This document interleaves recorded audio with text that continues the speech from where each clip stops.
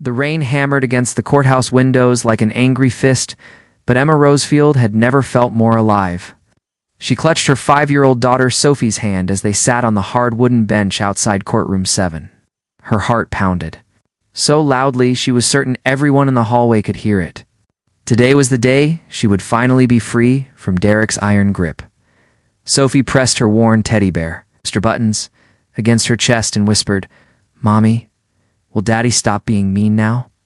The innocent question pierced Emma's heart like a dagger. No child should have to ask such things, yet here they were, victims of a man who confused love with control. "Yes, sweetheart," Emma replied, smoothing Sophie's blonde curls. "After today, we'll never have to be scared again." She prayed her words would prove true. The heavy courtroom doors creaked open. Mrs. Chen, the shelter coordinator who had become Emma's guardian angel, emerged with a folder thick with evidence. Behind her came Emma's lawyer, a kind woman, named Patricia, who worked pro bono for abuse survivors. But Emma's stomach dropped when she saw Derek strutting out behind them, his expensive suit doing nothing to hide the monster beneath. Derek's cold gray eyes found Emma immediately, and his lips curved into the cruel smile she knew so well. Even here, surrounded by law enforcement and legal protection, he managed to make her feel small and powerless. "This isn't over, Emma," he hissed as he passed their bench. "You can run, but you can't hide forever. It's a mysterious stranger before." Emma could respond. A calm voice cut through Derek's threats. "Actually, I believe it is over, Mr. Rosefield." A man in an impeccably tailored charcoal suit stepped forward from the gallery seating. He was tall, with kind brown eyes and an air of quiet authority that seemed to fill the corridor. Derek's face flushed red with anger. "Who the hell are you? This is none of your business." The stranger's expression remained perfectly composed. "I'm here observing family court proceedings for a documentary on domestic violence prevention. I couldn't help but notice your inappropriate behavior toward Mrs. Rosefield." He pulled out his phone. "I've recorded your threats, and I'm sure the judge would be interested to see them." Derek's lawyer quickly grabbed his arm and pulled him away, muttering urgent words about contempt of court and parole violations. As they disappeared down the hallway, Emma found herself staring at the man who had just stood up to her tormentor without breaking a sweat. "Thank you," she managed to whisper. "You didn't have to do that." The stranger's stern expression softened into a gentle smile. "Yes, I did. My name is Oliver Bennett, and I believe everyone deserves to feel safe." He knelt down to Sophie's level. "And who might this brave young lady be?" Sophie peeked out from behind Emma's leg. "I'm Sophie, and this is Mr. Buttons. He protects me from monsters." "Mr. Buttons looks very brave indeed," Oliver said seriously. "I bet he's excellent at keeping monsters away." Victory and Court Judge Hamilton, silver-haired woman with sharp eyes and a no-nonsense attitude, reviewed the case with methodical precision. The evidence was overwhelming. Police reports, medical records, photographs of bruises, and testimony from neighbors painted a clear picture of Derek's abuse. "Mr. Rosefield," the judge began, her voice carrying the weight of absolute authority, "your pattern of domestic violence creates an unsafe environment for your daughter. Mrs. Rosefield is granted full physical and legal custody of Sophie. You are denied all visitation rights pending completion of anger management courses and psychological evaluation." The gavel came down with the finality of thunder. Emma felt something break open in her chest, not with pain, but with relief so profound it made her dizzy. Sophie was safe. They were finally free. Derek's roar of protest echoed through the courtroom as security officers restrained him. "You'll pay for this, Emma. Both of you." But his threats felt empty now, powerless against the legal protection surrounding them. A new life begins outside the courthouse. The June sun felt like a blessing on Emma's face. Atlanta stretched before them, a city full of possibilities where they could build a new life without fear. Oliver appeared beside them, offering a business card. "I know you have legal representation already," he said, "but I run a foundation that helps abuse survivors get back on their feet. We provide job training, housing assistance, and child care support. No strings attached." Emma studied the elegant card. "Bennett Foundation, building brighter futures. Why would you help us? You don't even know us." Oliver was quiet for a moment, watching Sophie chase pigeons across the courthouse steps. "Because 5 years ago, my sister Grace escaped a similar situation.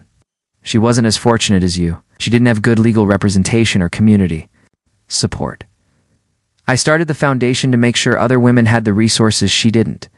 His honesty touched something deep in Emma's heart. Here was a man who understood pain and had chosen to transform it into purpose. What happened to your sister? She's thriving now, runs a successful bakery in Savannah, and has 2 beautiful children. But it took years of healing and the right support system. Oliver smiled. Recovery is possible, Mrs. Rosefield. You just need people who believe in you. Finding home 2 weeks later, Emma and Sophie moved into a small apartment in Virginia Highland, paid for through the Bennett Foundation's housing program. It wasn't much. 1 bedroom, a tiny kitchen, and a living room, barely big enough for their secondhand furniture. But it was theirs, and more importantly, it was safe.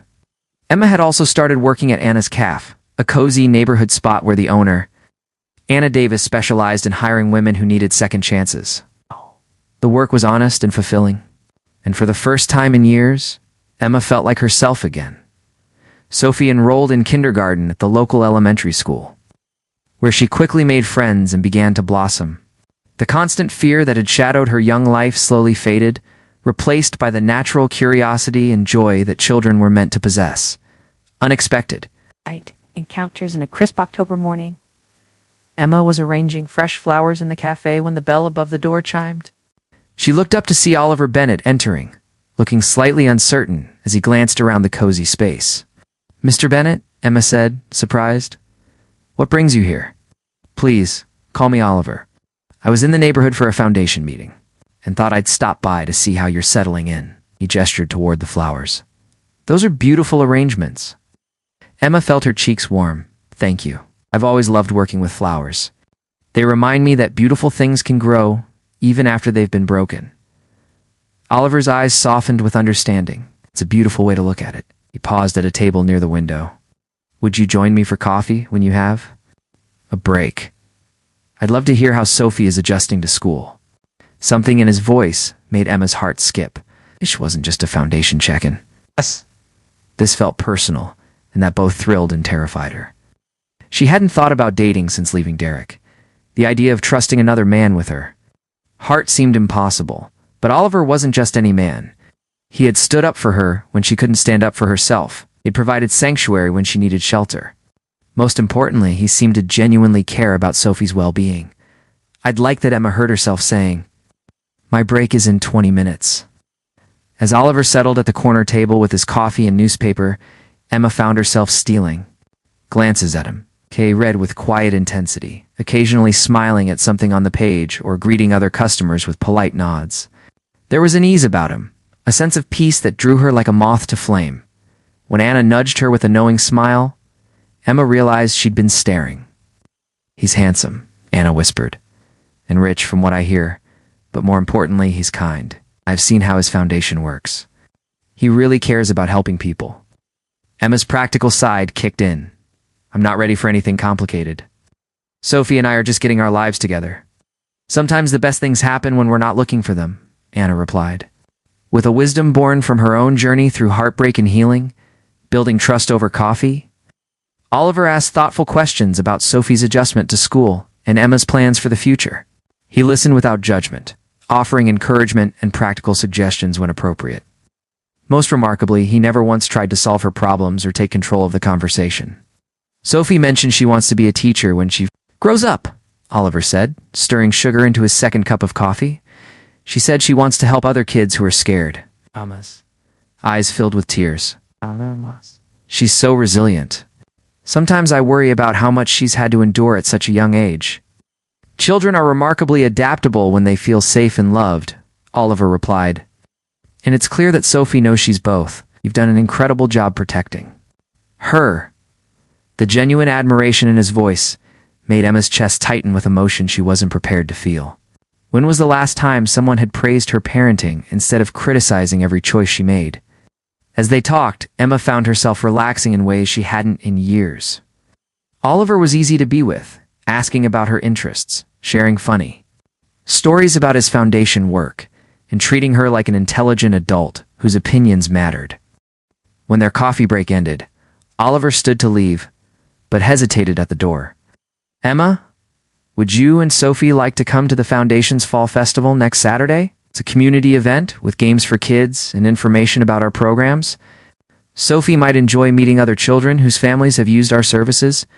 The invitation felt like both an opportunity and a test. Could she trust this man with her daughter's happiness? Could she risk the fragile peace they'd built? Looking into Oliver's honest brown eyes, Emma made her choice. We'd love to come. As she watched him drive away in his modest sedan, Emma realized something had shifted. The first time since leaving Derek, she felt hopeful about the future.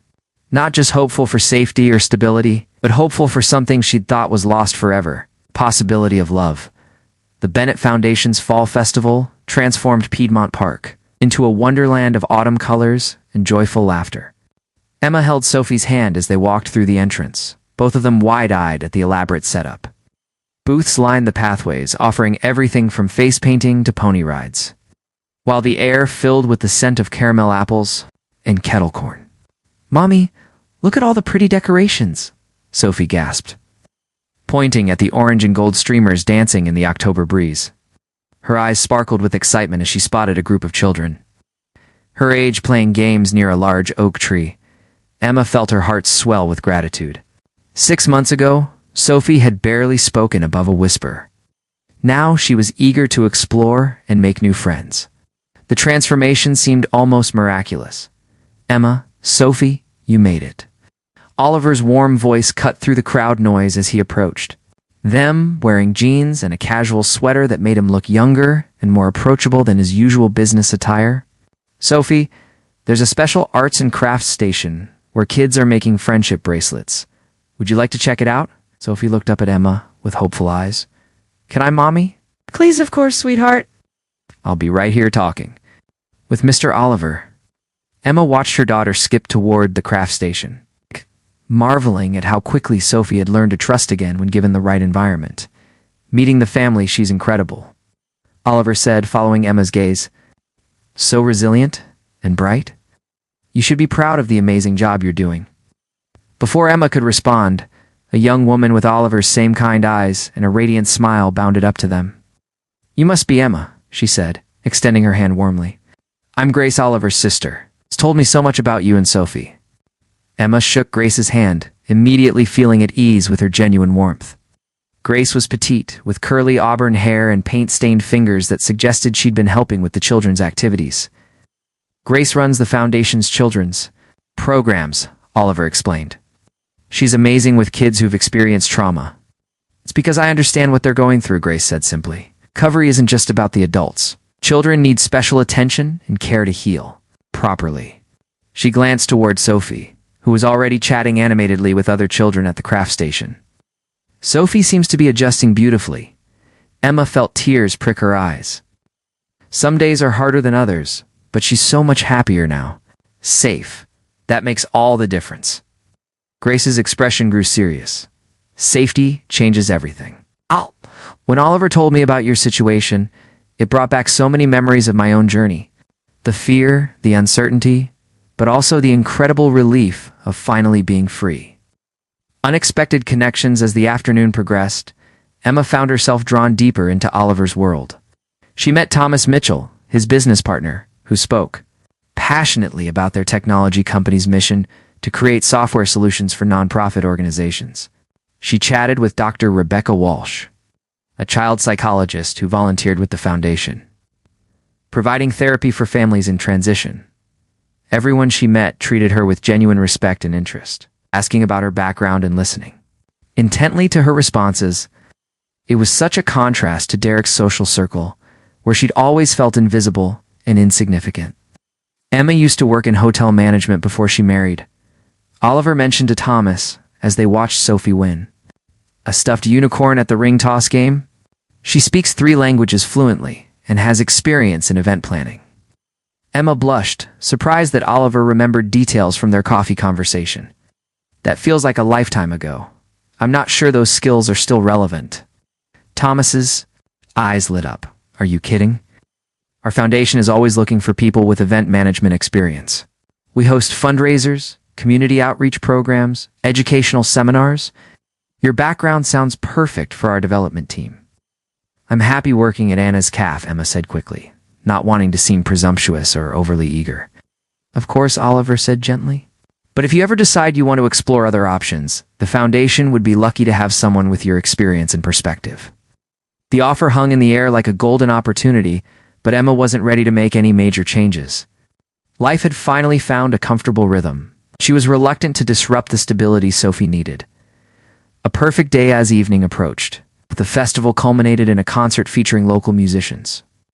Emma and Oliver sat on a blanket while Sophie danced with the other children in front of the small stage. The setting sun painted everything in warm golden light, creating a scene so perfect it felt almost too good to be true. "Thank you for inviting us," Emma said, watching Sophie spin in circles with her new friend, a girl named Lily whose mother had also escaped an abusive relationship. This has been magical for Sophie. She's never had the chance to just be a normal kid at a community event. "Thank you for coming," Oliver replied, his voice soft with emotion. "Seeing Sophie so happy reminds me why we do this work. Every child deserves to feel safe and loved and free to just be themselves." Emma turned to study his profile in the fading light. "Can I ask you something personal?" "Of course. Why aren't you married?" "Kind, handsome, surely, there are women who would be interested in someone like you?" Oliver was quiet for so long that Emma worried she'd overstepped. When he finally spoke, his voice carried a weight of old pain. "I was engaged once, about 3 years ago. Her name was Caroline. She was beautiful, intelligent, from a good family. Everything looked perfect on paper." Paused, picking at the grass beside the blanket. "But when Grace was going through her crisis, Caroline couldn't understand why I was so involved in helping her. She thought I was being dramatic, that Grace should just get over it and move on. She didn't want the messiness of real life to interfere with our perfect image." Emma felt a surge of anger toward this woman she'd never met. She didn't deserve you. "I realized that caring for people in crisis, supporting my family, building something meaningful through the foundation, these weren't inconveniences to be managed around my personal life. They were the core of who I am." Oliver looked directly at Emma. "I decided I'd rather be alone than be with someone who couldn't understand that." Growing closer, the weeks following the festival brought Oliver into their lives with increasing frequency. He showed up at Anna's cafe for coffee, always during Emma's breaks, invited them to child-friendly events around the city's zoo visits, children's theater performances, Saturday morning farmers markets. Most importantly, he paid attention to Sophie in ways that made Emma's heart ache with gratitude. He remembered her favorite color, asked about her school projects, and listened seriously when she shared her 5-year-old observations about the world. "Mr. Oliver," Sophie announced one Saturday as they walked through the botanical gardens, "you make Mommy smile the way she used to smile in the old pictures." Emma's cheeks burned with embarrassment, but Oliver knelt down to Sophie's level with complete seriousness. "Your mommy has a beautiful smile. I'm glad I can help her remember how to use it." That evening, after Sophie had fallen asleep, clutching her latest gift from Oliver, a children's book about a brave princess who saved her own kingdom, Emma found herself studying her reflection in the bathroom mirror. Sophie was right. She did look different now. The constant tension had faded from her face, replaced by something that looked remarkably like happiness. "The first date, I have a confession," Oliver said, one November afternoon, as he lingered at the cafe after the lunch rush. "I've been wanting to ask you something for weeks, but I wasn't sure if you were ready." Emma's heart began to race. "What is it? Would you have dinner with me? Just the two of us?" Anna said she'd be happy to watch Sophie for the evening. Question hung between them like a bridge Emma could choose to cross or leave unbuilt. Dating felt like such foreign territory after everything she'd been through. But looking into Oliver's hopeful brown eyes, she realized she wanted to cross that bridge. "I'd like that very much." A night to remember, Oliver took her to a small Italian restaurant in Little 5 Points, the kind of intimate place with candlelit tables and soft jazz playing in the background. Emma wore her one good dress, a simple blue number she'd bought for court appearances, and felt beautiful for the first time in years. Over pasta and wine, they talked about everything and nothing. Oliver shared stories about growing up with Grace, their parents' early death in a car accident, and how he'd built his technology company from nothing. Emma found herself opening up about her dreams of maybe returning to school someday, her love of languages and literature, her hopes for Sophie's future. "I never thought I'd feel normal again," Emma admitted as they shared tiramisu for dessert. "Derek made me believe I was broken, that no one else would ever want someone as damaged as me. Oliver reached across the table and gently took her hand. Emma, you're not damaged. You're a survivor. You're brave and strong and beautiful, and any man would be lucky to have you in his life. The sincerity in his voice made Emma's eyes fill with tears. When was the last time someone had spoken to her with such respect and admiration? I'm scared, she whispered. What if I don't know how to do this? What if I mess it up? Then we'll figure it out together, Oliver replied, lifting their joined hands to press a gentle kiss to her knuckles. No pressure, no expectations. Just two people who care about each other, taking things one day at a time. Christmas morning, 2023 dawned clear and cold, with frost painting delicate patterns on the windows of Emma and Sophie's apartment.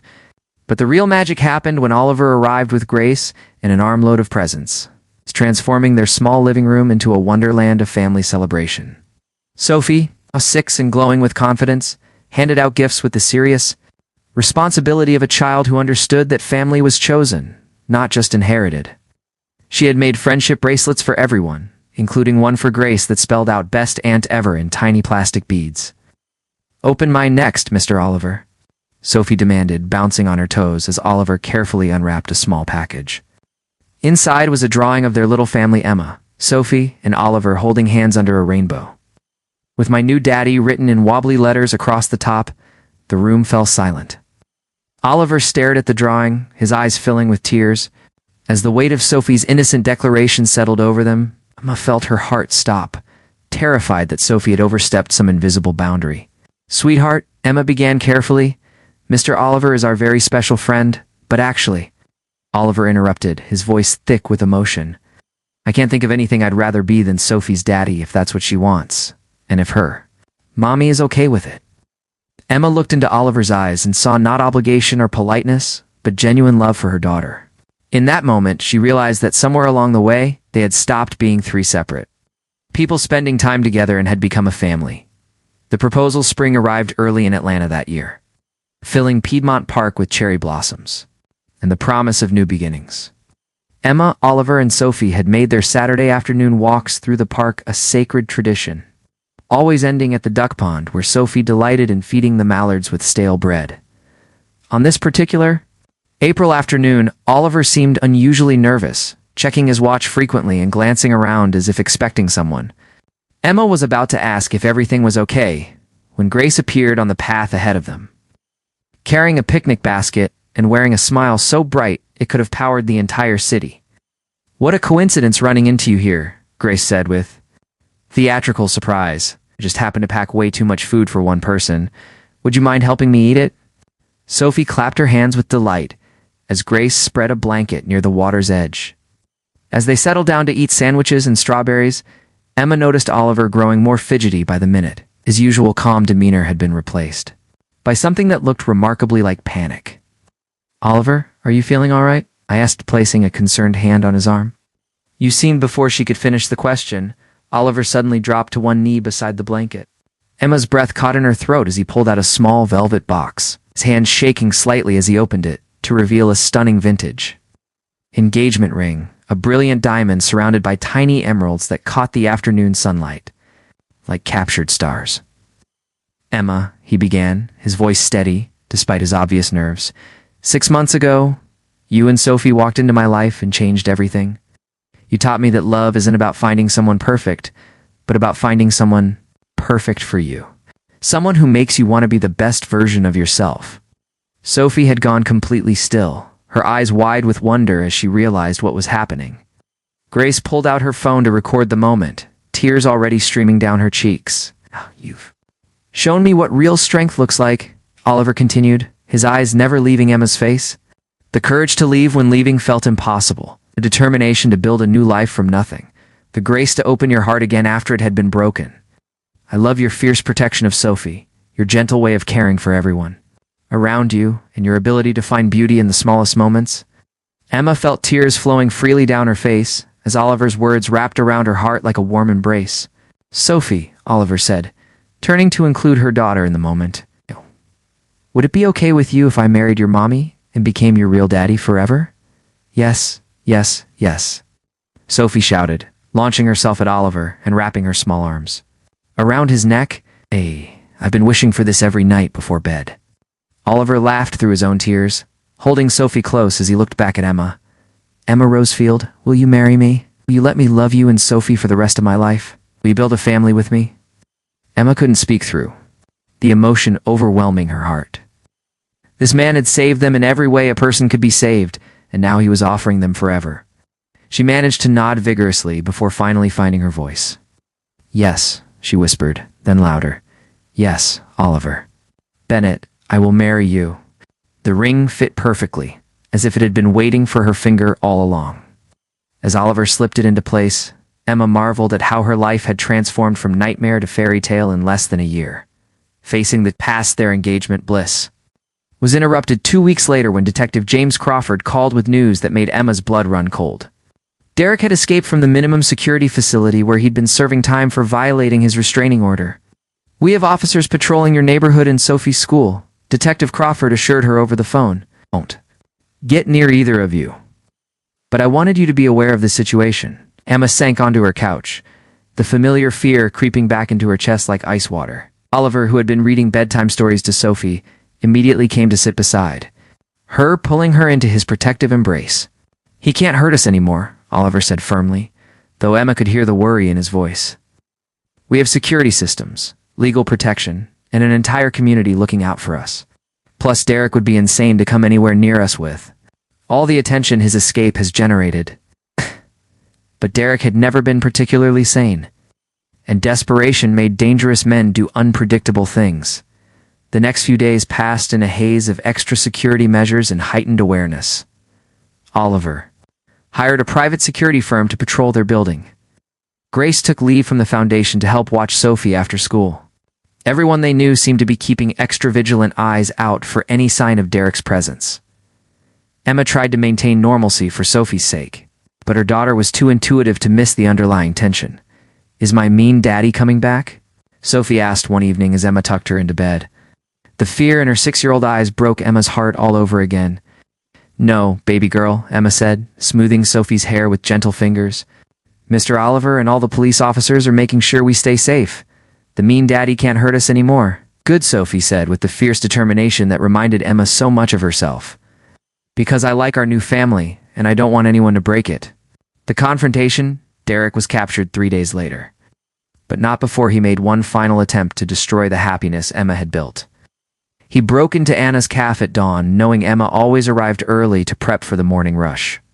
When she walked through the back door with her arms full of fresh flowers for the daily arrangements, she found him waiting in the shadows of the kitchen. The man standing before her bore little resemblance to the Derek she'd married 8 years earlier. Prison and addiction had aged him beyond his 35 years. His once handsome face was gaunt and hollow, his eyes burning with the kind of desperate rage that came from losing everything and having no one left to blame but yourself. Hello, Emma, he said, his voice carrying the same menacing undertone that had once made her cower in fear. Miss me? Emma's training from the Foundation's self-defense classes kicked in automatically. She remained calm, kept the preparation table between them, slowly reached for the panic button Oliver had installed after their engagement. Derek, you need to leave, she said, her voice steadier than she felt. You're violating your parole.